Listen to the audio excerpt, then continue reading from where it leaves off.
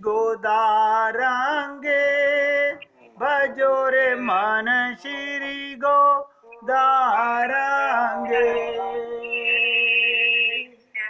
श्री गोदारंगे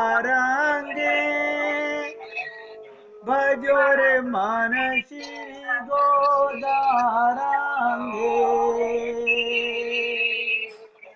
श्री गोदारंगे भजो रे मन श्री गोदारंगे, श्री गोदारंगे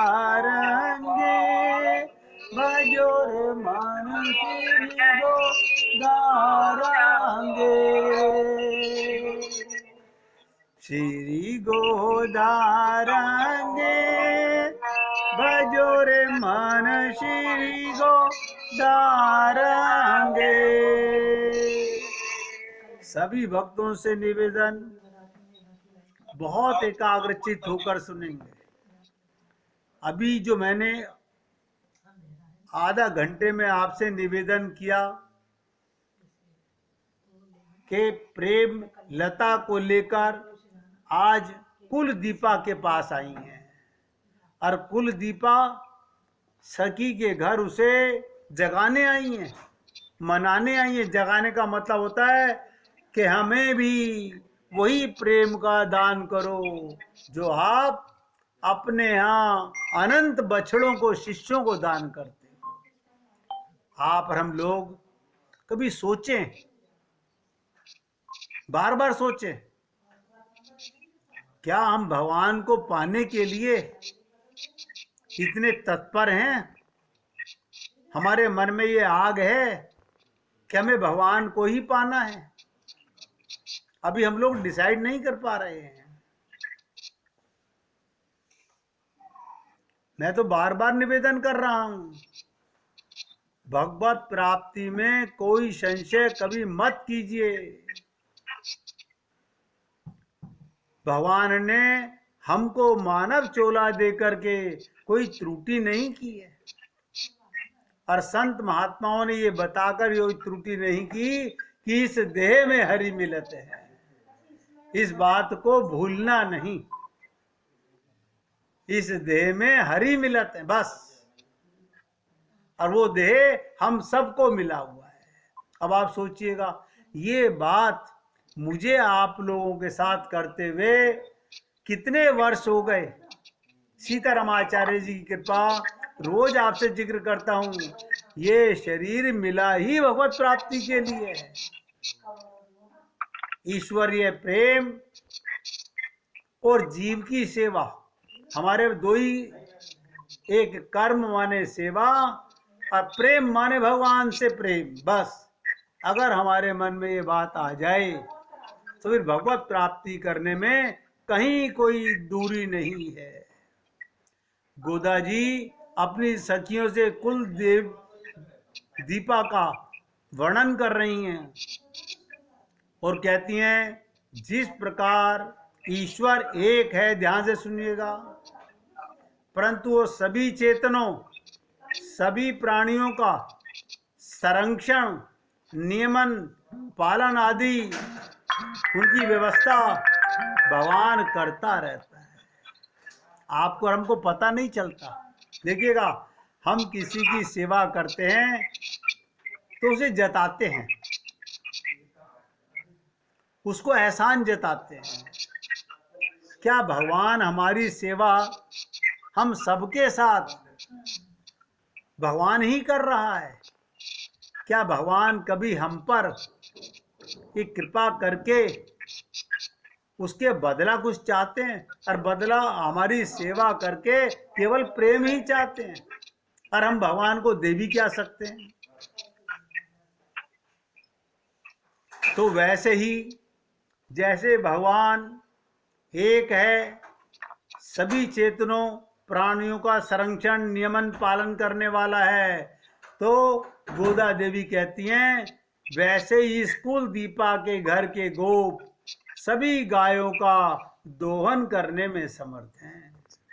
यानी इन कुल दीपा के घर जो संत महात्मा विराजमान होते हैं वो सब भगवान का प्रेम सदा शिष्यों को पिलाते रहते हैं। इन गायों में अतुल परिणाम में प्राप्त घी दूध का विनियोग नहीं, तो भी इस समृद्धिशाली गोप वंश के गायों के स्तनों में खुजली मिटाने के लिए दोहन करना ही पड़ता है। हाय हाय, कमाल है। कैसे शब्द हैं सोचिएगा। क्या कह रही हैं गोदा जी? कहती हैं अगर संत के पास जाकर उससे भगवान की चर्चा करना ही जैसे गाय के स्तनों में दूध देने के लिए खुजलाहट होती है, ऐसे ही संत महात्माओं का मन हर पल यही चाहता है कि प्रभु मेरा संपर्क मेरे पास उन्हीं लोगों को भेजो जो भगवत प्रेमी हो। संत संसार की चर्चा नहीं करना चाहते। मैं तो आप लोगों से बार बार निवेदन करता हूं, आपको भले ही बुरा लगता हो, मैं बहुत कहता हूं कि हमारी इतनी आयु हो चुकी है जग चर्चा करते करते, अब तो हमें बाज आ जाना चाहिए। अब हमें ये चर्चाएं नहीं करनी चाहिए। श्री कृष्ण की समृद्धि का सहन नहीं कर सकते तो कहते हैं देवता भी हमारे तुल्य नहीं है। बहुत ध्यान से सुनिएगा। कुल दीपा के घर वालों की शक्ति, उनका बल इतना प्रभावकारी है कि कंस आदि जैसे दुरात्मा भी उनके ग्राम में प्रवेश नहीं कर सकते, दुस्साहस नहीं कर सकते। जो भक्त भगवान की शरणागति, अपने गुरु की शरणागति पूर्ण रूपेण स्वीकार कर लेता है, उसको कोई राक्षस, कोई शत्रु, कोई भूत प्रेत सता नहीं सकते। उनकी दुस्साहस नहीं, क्योंकि भक्त की रक्षा 24 घंटे भगवान करते हैं। अभी आपने सुना था ना गोरा कुमार के बारे में, पंढरपुर में मैंने बताया कि जिसके अपने पुत्र को मिट्टी में मिला दिया, विट्ठल विट्ठल बिठला करते हुए, और भगवान उसी के यहाँ साक्षात्कार उसका पुत्र बनकर के विराजमान हो गए। तो उन लोगों का नाम मात्र सुनकर ही शत्रु हतप्रद हो जाते हैं। कुल दीपा के घर वाले शत्रुओं के अपने ऊपर आक्रमण करने की प्रतीक्षा नहीं करते, वे उन्हें के ऊपर स्थान पर जाकर स्वयं युद्ध करने का उद्यत रहते हैं। कहने का मतलब ये युद्ध करना क्या है? संत महात्मा का कार्य है सब पर अमृत वर्षा करना।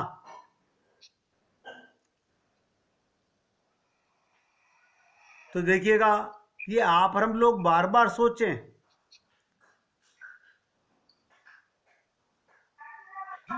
अगर कोई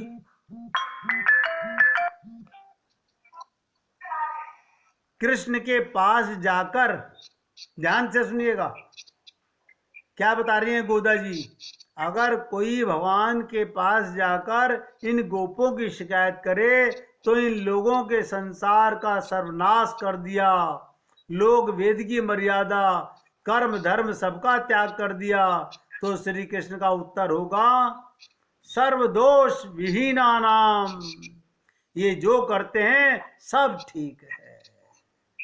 इसका प्रमाण हनुमान जी ने लाखों ब्राह्मणों की हत्या की, भगवान राम ने अपनी डायरी में नोट नहीं किया।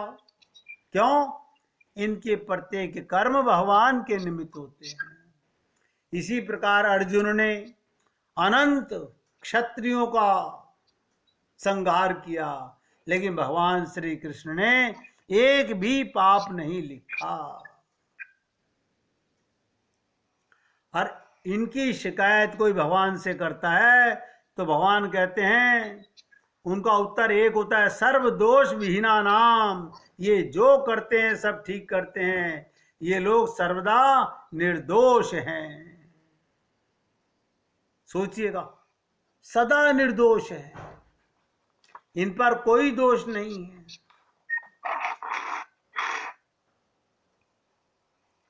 तो पहले जो आचरणहीन, दुराचारी, सर्वभक्षी, कृतघ्न, नास्तिक था, वही यदि श्रद्धा पूर्वक दृढ़ निश्चय से देव नारायण का समाधिस्थ होकर अनन्य भाव से भजन करने लगता है, तो वो भी भगवान को प्रभाव से निर्दोष हो जाता है। केवल एक शरणागति के माध्यम से, केवल एक आश्रित हो जाने के माध्यम से। मैं तो कल हतप्रद हो गया कि देखो, कोई कर्म नहीं, कोई नियम नहीं, कोई पूजा नहीं, कोई यज्ञ नहीं, कोई जाप नहीं, कोई दान नहीं, केवल शरणागति।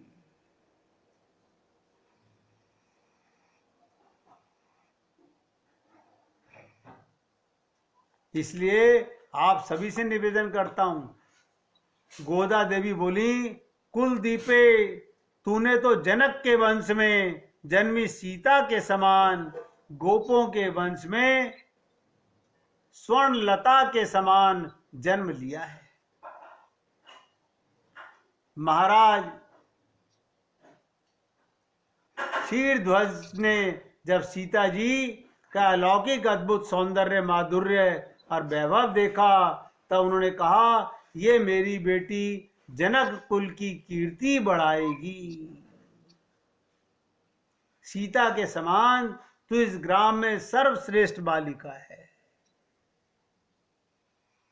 आप देखते हैं, आज मीरा के वंशज, जो पहले मीरा को कुल नाशनी कहा करते थे, आज वो कूला क्या कहते हैं, हम मीरा के कुल के हैं। देखिए कमाल की चीज, आज वो अपने आप को मीरा के कुल के वासी कहना चाहते हैं। हम अपना नाम, अगर संकल्प से बता रहा हूं, अपने माता पिता को याद करने की जगह अगर हम अपने गुरु को उससे ज्यादा याद करें, तो हमारा कल्याण सुनिश्चित होगा। और बता देता हूं गहरी बात, अगर आप अपने माता पिता को भी याद करें, तो प्रभु का रूप ही मान के याद करें। अगर आप शरीर का पिता मान के याद करते हैं, तो मेरे को कहने में कोई शर्म नहीं, ये हम पाप करते हैं। सीता के समान गोदा जी कहती है, तू सर्वश्रेष्ठ बालिका है। जब सीता जी कुछ बड़ी हुई, सब जनक जी महाराज को चिंता होने लगी। वे सीता के लिए योग्य वर के आश्रय को, आवश्यकता का अनुभव करने लगे। कारण जिसमें वह लता के समान नष्ट ना हो जाए।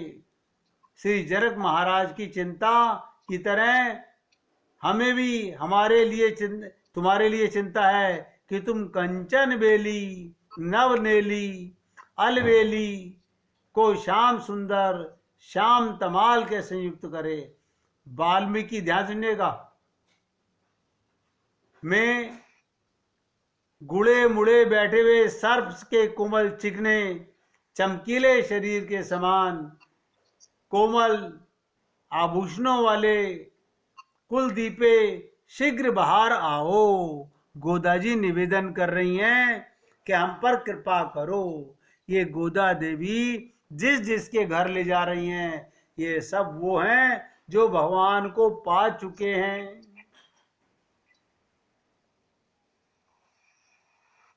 गोदा देवी ने कहा, ये विश्व में सबसे सुंदर है, इसका अत्यंत व्योमोहक रूप है, द्रौपदी के रूप जैसा ही इसका रूप है। द्रौपदी से इसकी तुलना का रहस्य इस उदाहरण से तुम लोगों को स्पष्ट हो जाएगा। ध्यान से सुनिएगा। एक समय द्रौपदी स्नान कर रही थी। उस समय जिन स्त्रियों ने उसके शरीर को देखा, उनके मन में भी, ध्यान दीजिएगा, स्त्रियों ने देखा, उन स्त्रियों के मन में भी पुरुष भाव उदय हो गया। वैसे ही सौंदर्य इस कुल दीपा का है। इसके सौंदर्य ने स्त्रियों के मन में पुरुष बनने की, जागृत होने की इच्छा कर दी, यानी पौरुष आत्मा मानने को मजबूर हो गए ईश्वरीय प्रेम की इस सखी को देख करके। अब आप लोग सोचिए, हम लोगों के जीवन में भगवान की कृपा से संत महात्मा तो आते हैं, लेकिन हमारी शरणागति में क्यों कमी हो रही है?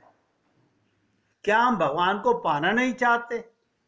क्या भगवान की कृपा को हम मिटा देना चाहते हैं? क्या वापस फिर 84 लाख योनियों में हम भटकना चाहते हैं? अभी तक हमारा ममता मोह आसक्ति से पेट भरा नहीं है। मैं तो कहता हूं अपने घर के परिवार के सभी सदस्यों को ईश्वरीय रूप मानिए, वो भगवान का ही रूप है। भगवान जिस परिवार में लाए हैं वो सब भगवान ही हैं। एक बार श्री राम का रूप देखने पर, ध्यान दीजिएगा, एक बार भगवान राम का रूप देखने पर दंडक बन के ऋषियों के मन में भी स्त्री भाव का उदय हो गया। जब भगवान श्री राम दंडक वन से यात्रा कर रहे थे, जा रहे थे, तो वहां जो तपस्वी मुनि, ऋषि मुनि, संत महात्मा समाधिष्ट होकर के भगवान राम का ध्यान कर रहे थे, वो सब के सब अपना शरीर छोड़ भावनात्मक शरीर से भगवान राम के पीछे स्त्री रूप होकर के भागे।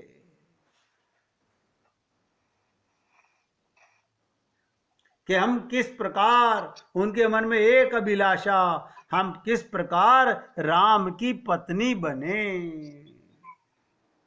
और देखिए, मैं तो सोचता हूं हम लोग कितने भाग्यशाली हैं कि हम लोगों के जीवन में ऐसे संत महात्मा आए जिन्होंने भगवत प्राप्ति का इतना सरल मार्ग बता दिया, लेकिन वो सरल मार्ग करना हमें कठिन नजर आ रहा है। क्यों? मैंने पहले भी एक दिन कहा था, लोगों के मन में ये ईर्ष्या होती है। हम परिवार में माता से प्रेम करते हैं तो पिता को ऐतराज नहीं होता, पिता से प्रेम करते हैं तो माता को ऐतराज नहीं होता, बहन भाइयों से करते हैं तो माता पिता को ऐतराज नहीं होता, रिश्तेदारों से करते हैं तो किसी को ऐतराज नहीं होता। फिर ये भगवान को क्या ऐतराज है? मैंने पहले भी कहा था, आज दोबारा फिर रिपीट कर रहा हूं। भगवान कहते हैं मुझे कोई ऐतराज नहीं है, आप जिससे प्रेम करें उसे मेरा स्वरूप मान लें। बस आप माँ से प्रेम कीजिए, पत्नी से प्रेम कीजिए, पति से प्रेम कीजिए, सब ईश्वरीय स्वरूप हैं। इतनी सी बात। क्यों? आपके ये मानने से ये भगवान का अंश है, वो भगवान का परिवार बन जाता है। अभी हम लोग क्या बोलते हैं? ब्लड का रिलेशन, खून का संबंध। अभी हम उन्हें शरीर के संबंध से प्यार करते हैं। बस इतनी सी बात है। तो गोदा देवी बोली, हे स्थूलमयी कुलदीपे, मोर की पीठ जैसे तेरे अलग भार को देखकर श्री कृष्ण के और हम सबके उन्माद हो जाता है। जैसे मैंने बताया, द्रौपदी को देख करके स्त्रियों के मन में पुरुष भाव जाग जाता था, इसी प्रकार हे कुलदीपे, भगवान श्री कृष्ण को भी तुम्हारी अलके इतनी सुंदर, उनकी झलक की झांकी करते ही हम सब पागल हो जाती हैं। तेरे अति सुंदर शरीर को देखकर हम तुझे स्वर्ण लता कहती हैं। तेरे दिव्य अंग के अव्यय देखकर तुझे संबोधित करते हैं। अब तू शीघ्र बाहर आ जा, तेरे दर्शन से हम में नया जीवन आ जाएगा। ये बाहर आ जाने का तात्पर्य क्या है? आपने रोज सुना कि सभी रोजाना मैंने आपसे निवेदन किया कि गोदा देवी जगाकर बाहर बुलाना चाहती हैं। बाहर बुलाने का मतलब अब तू अकेले रसास्वादन मत ले, वो तो 24 घंटे भगवान का प्रेम पीती रहती हैं। कहते तू कुछ आकर हम पर लुटा, हम पर कृपा कर। जैसे संत महात्मा जब एकाग्रचित होकर बैठते हैं, या तो सत्संग करते हैं या ध्यान से सुनिएगा भगवान का संग करते हैं। बस दो ही काम करते हैं संत महात्मा, या तो सत्संग करते हैं या भगवान का संग करते हैं।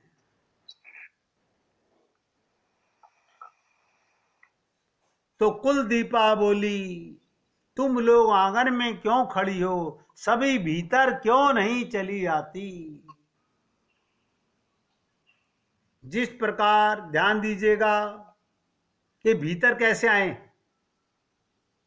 ये भीतर कैसे जाएं, उदाहरण बता रहा हूं। जिस प्रकार विभीषण समुद्र के उत्तर तट पर पहुंचकर भगवान श्री राम से मिलने को प्रतीक्षा करने लगे थे, उसी प्रकार हम भी तेरे दर्शनों की प्रतीक्षा में खड़ी हैं। तू हंसती हुई आकर हमको दर्शन दे।